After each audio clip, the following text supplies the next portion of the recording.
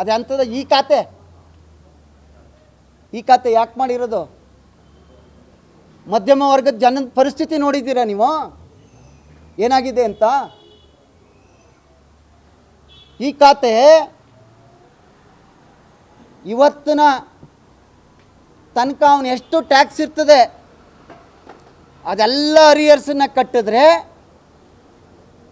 ಈ ಖಾತೆ ಕಟ್ಟಿಸ್ಕೋತಾರೆ. ಆಗ ಮಾತ್ರ ಅವನು ಆಸ್ತಿನ ವರ್ಗಾವಣೆ ಮಾಡಲಿಕ್ಕೆ ಸಾಧ್ಯ. ಇಲ್ಲದೇ ಇದ್ದರೆ ಸಬ್ ರಿಜಿಸ್ಟರ್ ಆಫೀಸರ್ ಓಪನೇ ಆಗಲ್ಲ.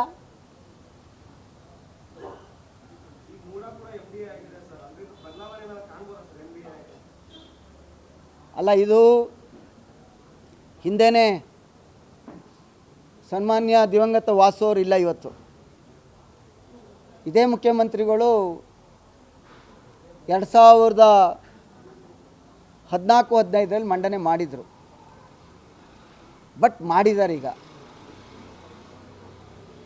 ಕೆಲವು ಸದಸ್ಯರುಗಳ ತೊಡಕಿರ್ತದೆ, ಹೆಚ್ಚು ಜನ ಆದಾಗ ಅಭಿವೃದ್ಧಿ ಆಗೋದು ಕಷ್ಟ ಅಂತ ಮಾಡಿದ್ದಾರೆ. ನಾನು ಅಲ್ಲಿ ಪ್ರಾಧಿಕಾರದ ಅಧ್ಯಕ್ಷ ಆಗಿದ್ದವನು.